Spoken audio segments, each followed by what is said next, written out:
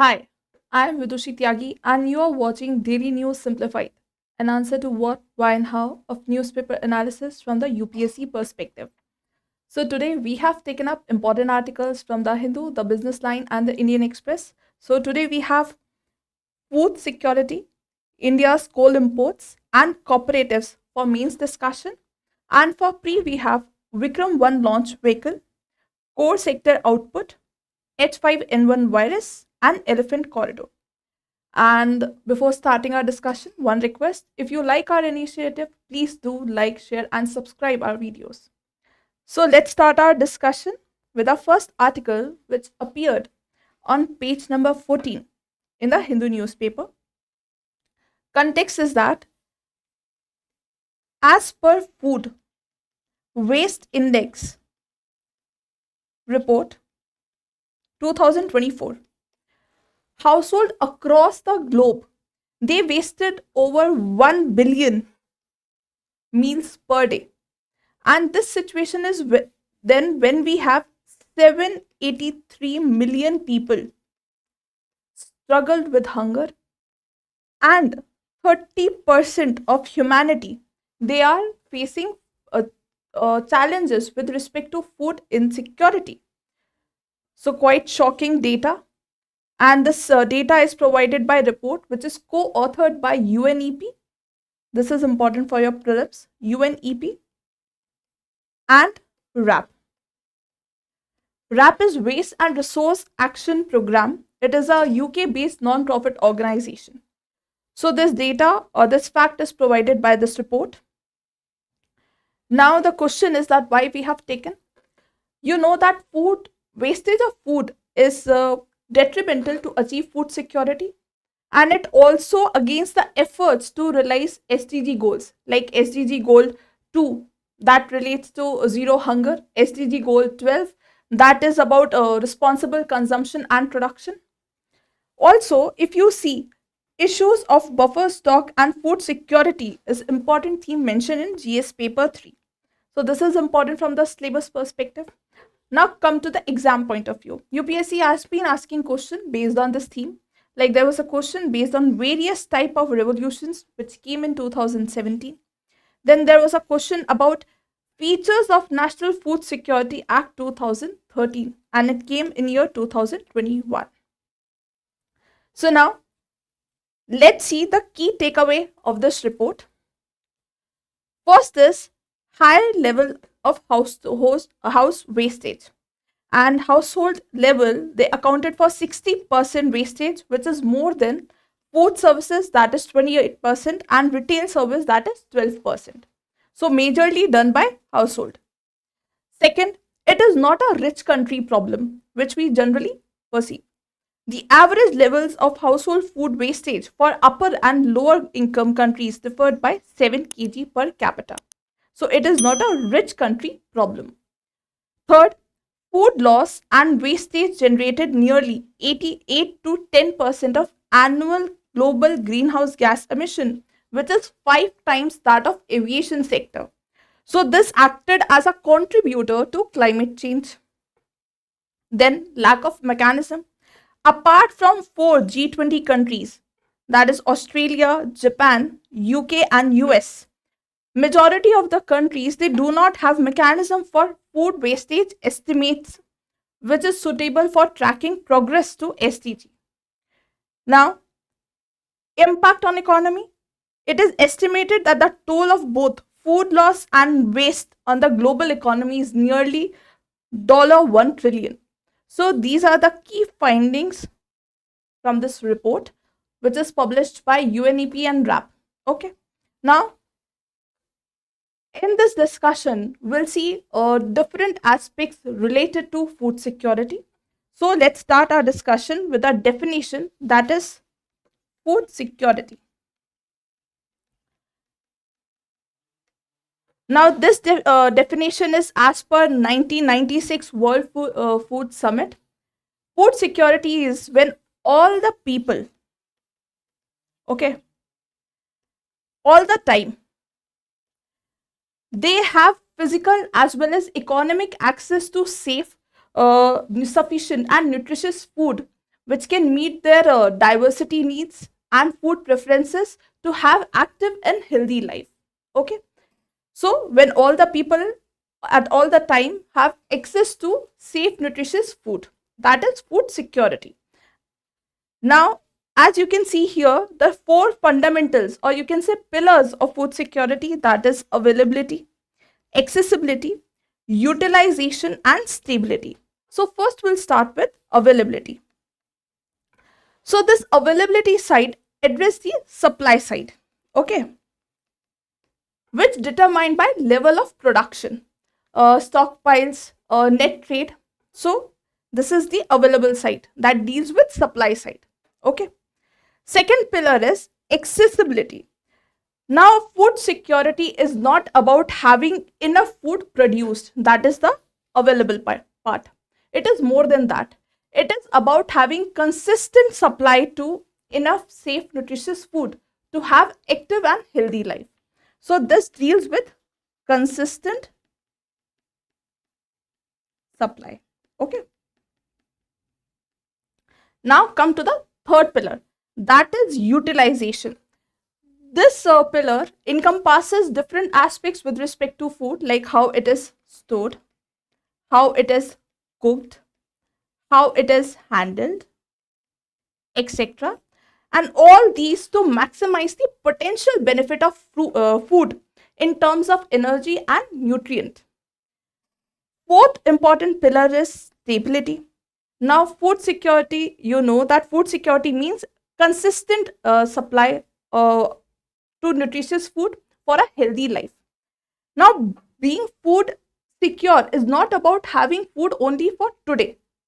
It is also about having a reliable supply of food for the future. That is stability. Okay. And this factor impacted by other factors like economic instability, political instability, then unpredictable weather. So all these factors somewhere impact the stability part of food security. Okay. So these are the important pillars of food security. Availability, that deals with supply side. Accessibility, that deals with consistent supply of nutritious food. Then utilization, that how food is cooked, how food is taken, how food is stored, how food is handled, and stability part. Okay. Now, let's see the significance of food security. See, if you see significance of food security at individual level, that means that individual is getting the right nutrient. That means better nutrient intake, which will reflect in good health and working ability. Now, if individual is in good health, that means society is in good health and working ability is high, which leads to increased productivity of society, which is good for the economy. Okay. So this is kind of a flow chart you can make, like if individual is having good health, that means its working ability is high, health is good. That means overall productivity will increase and which will boost economic growth. Okay. Now further, another important significance is if you improve procurement and supply chain connection, this will empower economic growth, or this will enhance economic growth of those who are dependent on the process, like farmers. Okay. And third significance is that any stable agricultural sector will create jobs in farm sector and non-farm sectors. This will contribute to robust economy. Okay. So these are the significance of food security. Now, having seen the important pillars of food security, significance of food security, now let's understand the conundrum of food security vis-a-vis India. To understand challenges part in a better way, you need to understand this conundrum. Now, you must have heard about famines in pre-independent era. Yes. And we all know that government came up with different initiatives like Green Revolution, White Revolution. Post-independent era, government came with schemes like National Food Security Act. So government came with many initiatives, but still we are very far from the, you can say, ideal picture. That is to achieve zero hunger. We are very far from that ideal picture. And still, why I am telling this? Because still we have instances of malnutrition. We have instances of undernutrition, which are very well highlighted by National Family Health Survey 5. And you can see even with the India rank, like India ranks 68th out of 111 countries in Global Food Security Index 2022. India ranked 111 in Global Hunger Index in year 2023. So all these reflects that food security has still remained a challenge in India. And why it is a challenge? Let's see. Now we have seen the pillars of food security. Now let's see challenge with respect to each pillar of food security. And the first challenge here comes with availability part. See, you all know that India is having a large population. So to ensure food security for large population, we need to have a robust agricultural landscape. Yes, but Indian agricultural sector is facing lots of issues like fragmented land holding, poor infrastructure, low yield, poor mechanization, lack of diversity or diversification. So all these issues Indian agriculture is facing, yes. And due to these factors, the output or the production level somewhere tends to fluctuate, and this impacts the availability part adversely. Because of all these factors, the output will fluctuate, and this will impact the availability of food. Second issue is with respect to accessibility. Now, accessibility, just now we have seen that it is connected to consistent supply of food. Yes, but here, this part having issue like poor supply chain, leakages and corruption in PDS system. Now, very large portion of our population is below the poverty line, and they are dependent on government apparatus for food security. And these government apparatus, they are marred by leakages or corruption. Definitely, this will disrupt the supply chain, which will impact the accessibility part adversely. Got it? So, poor supply chain, leakages and corruption in PDS system. Come to third that pillar, that is utilization. Now, these two factors, that is availability and accessibility, are not the only reasons behind India's poor position in various health indices. Utilization play a vital role there. Now, this pillar having issues like lack of diversity in diets, heavy reliance on rice and wheats, then lack of intake of millets and cereals, hygiene issue, sanitation issue, gender discrimination also comes here. So because of all these issues, they compound and they create a persistent challenge to utilization aspect of food security. Got it? And this is the same issue which is highlighted in the given article as well, that food wastage at household level highlights the challenge of poor utilization. Yes.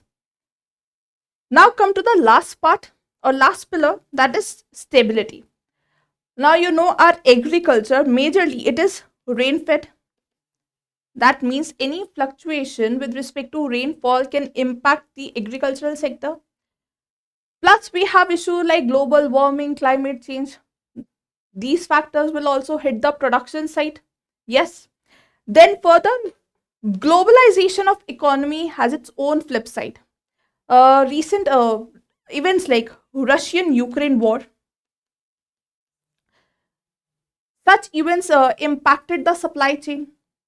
Plus, cyclical nature of economy creates challenge with respect to job and income. So these all challenge create problems with respect to stability of food chain. Got it? So now, having seen the significance, having seen the important pillars, having seen the challenges, what should be the way forward? See, challenges of food security, they transit through various channels. Yes. So we need to have a comprehensive solution which will start at individual level uh, to understand or to create awareness towards significance of nutrition and proper utilization of food. For government, there's a suggestion that government need to address challenges pertaining to agricultural sector. We have seen the challenges faced by agricultural sector like fragmented land, low yield, poor mechanization, etc. So government need to address those issues in agricultural sector. Last but not the least, to ensure consistent supply or accessibility part, uh, there is a need for buffer stock and seamless supply. Yes. So this can be the way forward. Now, let's come to our next topic,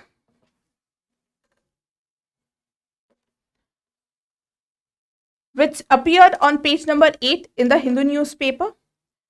Context is that India faces a looming crisis of electricity, which further exaggerated by unpredictable weather condition and rising India's rising economy. Plus, as temperature rise, the demand for electricity surges. Got it? So this highlights the systematic issue in energy supply and logistic. And you very well know that coal is major source of energy. So this article deals with problems associated with coal production and import. Now the question why we have taken, because coal is one of the important resource and which is important theme in GS paper 1. Also it deals with energy aspect, which is another important theme in GS paper 3. Also UPSC has been asking question based on natural resources. There was a question based on coal sector in year 2019. Okay. So now let's see challenges highlighted by author in this article with respect to coal production. So here author highlighted that the root of recent electricity shortage, which particularly happened in August 2023, is often misattributed solely to lack of domestic production. According to author, this situation is quite complex. Author provided one data that despite energy deficit, a shortage represented just 0.55% of the demand. Okay, this is the energy shortage.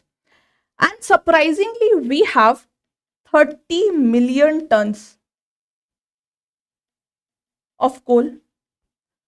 Shortage is 0.55%. Surprisingly, we have 30 million tons. That means shortfall of just 0.6 million ton coal. And this led to the crisis. So this discrepancy highlighted by author, which reflects a significant logistic bottleneck in transporting coal to power plants. And that is why author highlighted that general perception is that this energy crisis is just because of low domestic production. General perception is like that, but in reality, reason is logistic challenge. And this even approved by Ministry of Power. Ministry of Power also acknowledged this issue and they emphasize on need for better transportation networks. But this is a long-term solution because it will take time. For short term, what we can do, we can offer alternative coal resources like domestic auctions, which are viable. Okay, so this is a short-term solution highlighted by author in this article. Now, another issue author highlighted is with respect to notification by the Ministry of Power. So, Ministry of Power issued an advisory urging power generators to monitor coal stocks until June 2024 and import coal if needed up to 6% by weight. Now, Author highlighted certain issue with this notification. According to author, government need to clarify whether this notification is advisory or mandate or compulsory. So issue is that if it is advisory, if government is not clarifying this aspect, then power generators or power regulators, they are forced to import 6% of the coal. Yes, they are forced to import because of clarification not provided by the government. And according to author, we need just 0.3% additional blending to mitigate the challenge or shortage. So our need is only this. So to clarify this aspect, government need to come with a clear notification. Second, if regulators, they are importing 6% of coal, definitely it will lead to high price, like high electricity cost, and that is issue for the consumers also. So another issue is cost implication because of this lack of clarity. Second, this will impact those plants which are not near mines. So this coal shortage primarily affect distant plants, not near mines. And all these issues, just because government, they have to clarify whether this provision is advisory or whether it is mandatory. Now here author comes with a solution for regulators as well as for the government, that it is imperative for electricity regulator to differentiate between the advisory and the mandate part of the notification to uphold the prudence of electricity cost and ensure decision making. And from the government part, government need to address logistic challenges to mitigate coal shortage without burdening consumers. Okay, so these are the suggestions provided by the author. Now here we have given a practice question with reference to coal. First statement is government mandated to import 6% of total coal requirement.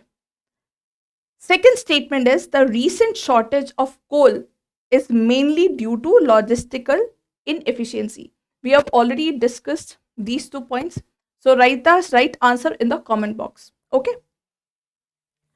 Now come to our third discussion, which is based on this news article which appeared on page number 7 in the business line. Context is that the existing agricultural challenges in agricultural sector and the resultant farmers protest, they have given a call for promoting cooperatives in agriculture to regenerate agriculture as a sustainable economic model. Okay. Now, why we have taken? Because issues with respect to agriculture is important theme in GS paper 3. So here we will cover different aspects with respect to cooperatives, including constitutional aspect also. So what is cooperative societies? Like, it is voluntary association of people or individuals having common goal or to achieve common economic goal. So it is a voluntary organization. So let's start with the characteristics of cooperative society. So the first chief characteristic is that it open membership. It is open to anyone who wishes to join cooperative society without passing through different discriminatory practices or checks based on religion, based on social background, based on political background or racial background. So it is open to all the members. Second is voluntary association. Any individual who wishes to join cooperative society, they are not forced to become its members. So its association is voluntary in nature. Here members are not forced to become its member. Individuals are not forced to become its member. Third is state control. Here some of the aspects of cooperative society, they are monitored by government entities or authorities. So it is under state control. Then democratic management. They are managed democratically, means they have their, here decisions are made based on the voting, and here one member typically having one vote. So democratic management is there. Then capital contribution by the members. Here members contribute capital to the cooperative society for its better functioning. Then self-help group, self-help through mutual cooperation. Here members, they aim to help themselves to achieve common economic goal through mutual assistance and cooperation. So these are the chief characteristics of cooperative society. Now let's see the constitutional provisions of cooperatives. The 97th Amendment Act of 2011 created a new part, that is 9B and 9A, regarding cooperatives in India. Then in part 3rd, Article 19, the word cooperatives was added after unions and association. This enables citizens the right to form cooperative society as their fundamental right, because part 3 deals with fundamental rights. Now, new Article 43B added in part 4, that is directive principles of state policy.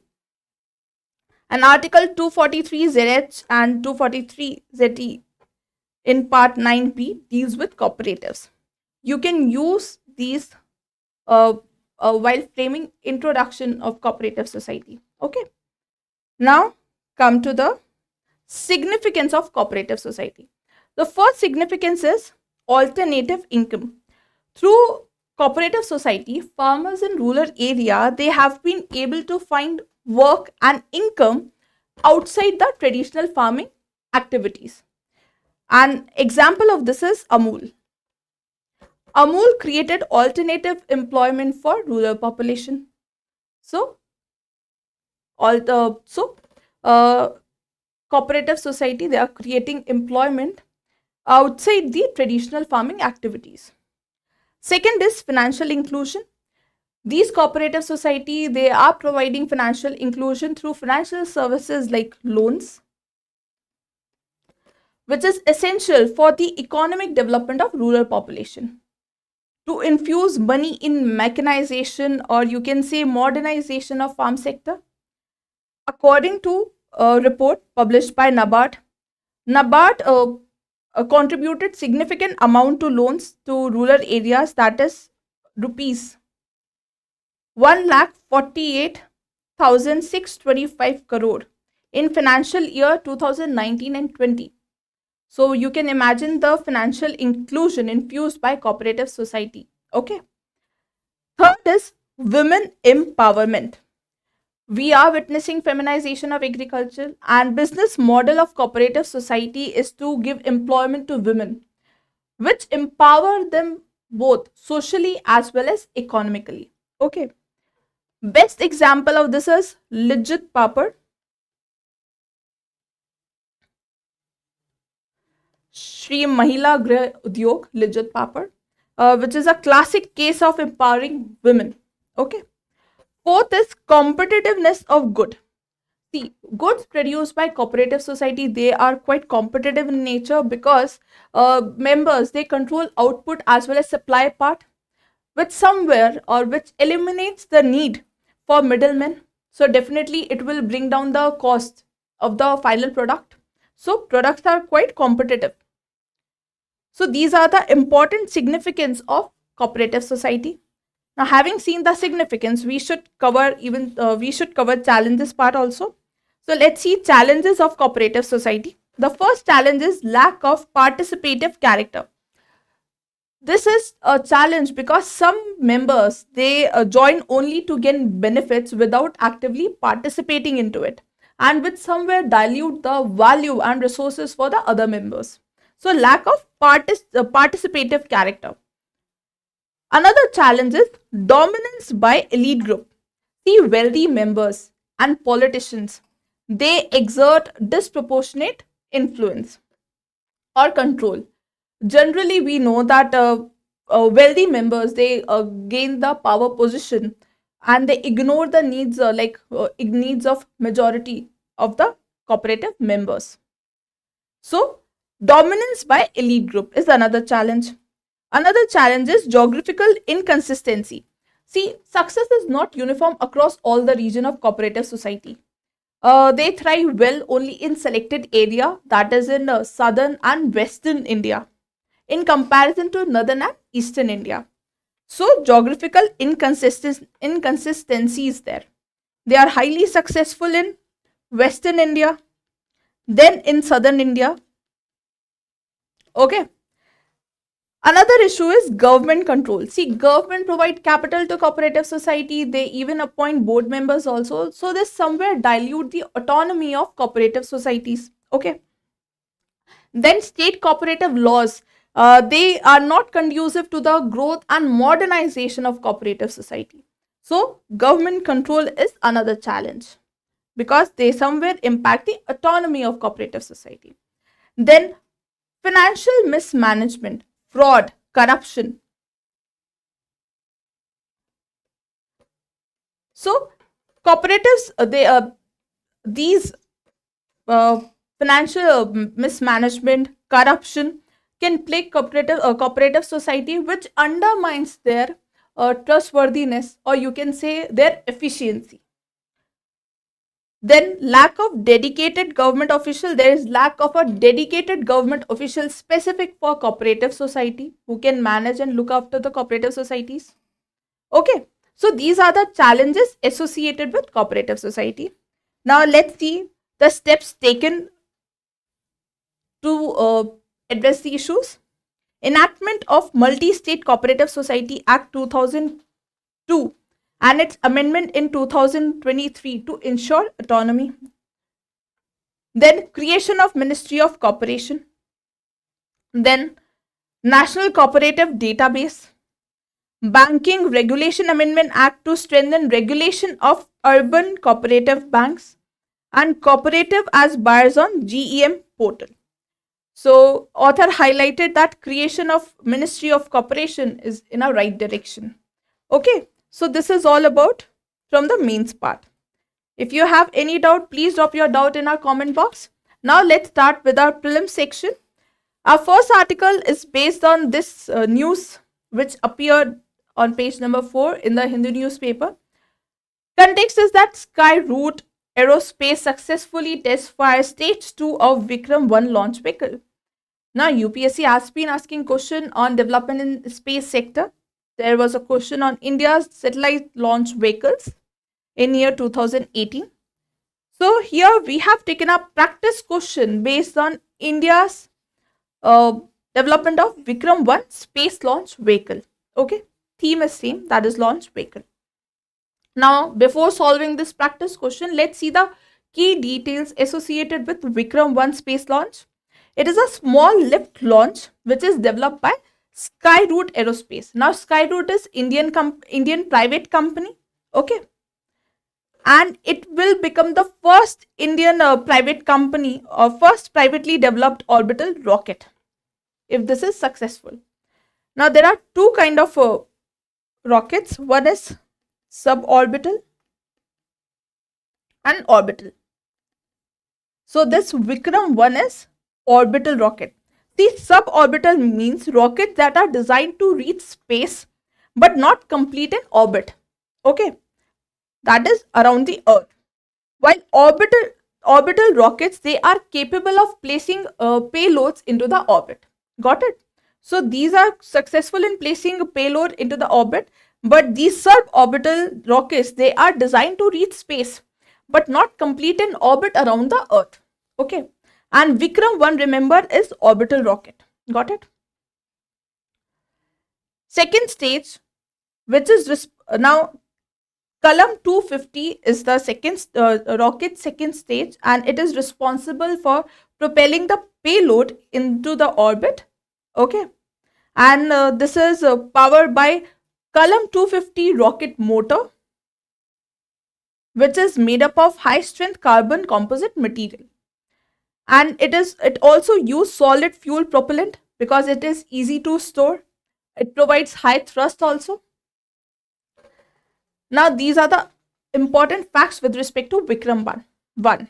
Now let's solve a practice question. Here we have given you 4 statements and you need to identify the correct one. So the first statement is Vikram 1 is India's first private orbital rocket launch and its stage 2 is Kalam 250. Yes. Column 250 rocket motor utilizes high strength carbon composite material, just now we have seen, and solid fuel propellant. So these two help to have efficient and reliable rocket motor. Third is, in space is responsible for promoting and regulating private sector participation in space. Yes, this is government entity under Department of Space, and it is regulating private sector participation in space. Fourth statement is, Skyroot Aerospace is only private company in India to have successfully launched both suborbital and orbital rocket. Now this statement is incorrect. Second is correct, third is correct, but fourth is incorrect. Why? Because till now, Skyroot Aerospace, they have successfully launched Vikram S. Okay, this is suborbital rocket.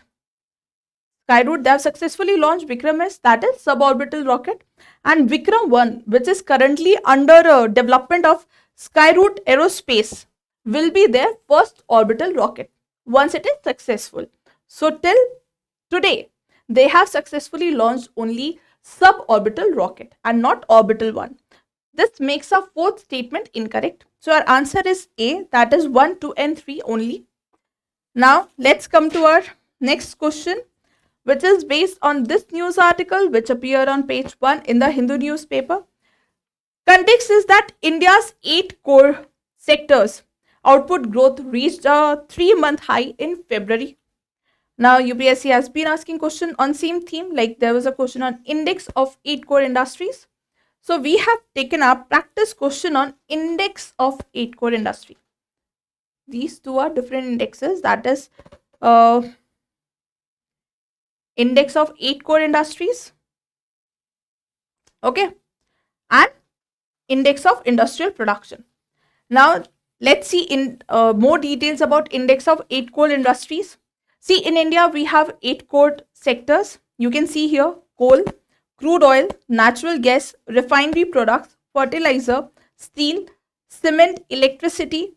Okay, so these are the important 8 core sectors, and these industries, they constitute 40.27% of total index of industrial production, that is total index of industrial production. Okay, 40.27. It is prepared by Office of Economic Advisor, which comes under Ministry of Commerce and Industry, and it is published monthly. Context, as I told you, we are talking about the February month. So this index is published monthly with the base year 2011 and 12. Got it? Now come and solve practice question. So here we have given you 3 statements. So and you need to find out the correct one. First statement is, the 8 core industry comprise 60% of the weight of items included in the index of industrial production. Just now we have seen they constitute 40.27% and not 60. This makes our first statement incorrect. Second is, it is prepared by Central Statistical Office, Ministry of Statistic and Program Implementation. Now this statement is incorrect. Why? Because IIP, Index of Industrial Production, is prepared by CSO, and Index of 8 core industry is published by Office of Economic Advisor. Okay, this comes under Ministry of Commerce and Industry, and CSO comes under Ministry of Statistics and Program Implementation. Then third state, so with this our second statement is incorrect. Now comes to a third statement. Electricity generation is given the highest weightage in the ICI. Now you can see this table. Highest weightage is given to the refinery products, and fertilizer least weightage. This makes our third statement incorrect. Okay, so answer is D, none. Now come to our next question, which is based on this article which appeared on page 13. Context is that United States of America, they have confirmed the presence of avian influenza strain H5N1 in dairy cattle for the first time. Now, UPSC has been asking question on recent viruses. In 2015, there was on H1N1 virus. So here we have taken a practice question on H5N1 virus. Before that, let's see important facts with respect to influenza virus. See, there are 4 species of influenza: influenza A, influenza B, influenza C, and influenza D. Influenza A, it is the, you can say, the only influenza virus known to cause flu epidemics, okay, or pandemics. So it infects birds and mammals, and it is divided into subtype based on 2 proteins on the surface of the virus. That is hemagglutinin, that is H, and neuraminidase, that is N. So there are 18 types of different hemagglutinin subtypes and 11 different neuraminidase subtypes. Okay, and combination of these two, we can see like various viruses based on the combination of these 2 proteins. Like here you can see H5N1. It entailed 5 hemagglutinin protein and 1 neuraminidase protein. Okay. So you can see other virus combination of these 2 protein. H1N1 is swine flu. Okay. Come to influenza C virus, it is detected less frequently. Okay. Then influenza D virus primarily affect cattle and not known to infect or cause illness in people. Now let's come and solve our practice question. H5N1 virus is sometimes mentioned in the news with reference to which of the following disease? Answer is B.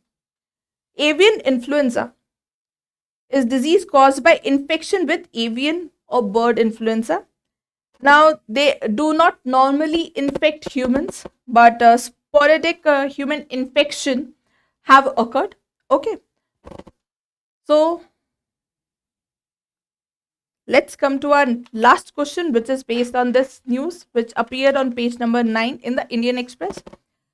Context is that Wildlife Division of Ministry of Environment, Forest and Climate Change, they have directed the Forest Department of Arunachal Pradesh and Assam to prepare a proposal to notify, let me write it here, Dulung Subansiri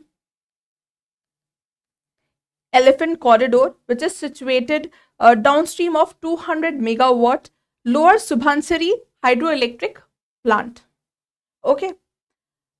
In 2020, UPSC asked question on Indian elephants. So here we have taken a practice question based on elephant corridor plan. And before that, let's see important details about it. Now the proposal to demarcate the corridor will be presented to National Board for Wildlife. See, it is important, or you can say imperative, for the government to come up with elephant corridor plan to conserve elephants, and you know that elephant is a keystone species, and to minimize human elephant conflict in India. Yes, for that it is quite imperative. So this plan will be presented to National Board for Wildlife, which is the apex government body. And a notification of elephant corridor will involve physically marking the relevant areas used by elephants on ground, as well as potentially notifying the corridor as either a wildlife sanctuary or a conservation reserve. Okay. Now each state, they can notify the area of the corridor falling in their respective zone or jurisdiction as a conservation reserve under Wildlife Protection Act 1972. Okay. So this is the process. Now let's solve practice question. Here we need to identify the incorrect statement. Always keep a tab on these words. So first statement is the proposal to demarcate an elephant corridor is presented to the Animal Welfare Board of India. Now this statement is incorrect because we have seen that corridor plan will be presented to NBWL, that is National Board for Wildlife. Okay, this makes our first statement incorrect. Now let's come to the second statement. A state can notify area of the corridor as a conservation reserve under the Wildlife Protection Act of 1972. True, just now we have seen. Third statement is Karnataka has the highest number of identified elephant corridors in India. But according to Elephant Census 2023, Karnataka leads in the number of elephants. Okay. If you talk about number of elephants, then this statement is correct. But here we are asking with respect to elephant corridor, and West Bengal has the highest number of identified elephant corridors. This makes our third statement incorrect. And here we need to identify the incorrect statement. So our answer should be B. Okay. So that's all for today. If you have any doubt, please drop your doubt. So stay tuned for more such updates. Thank you.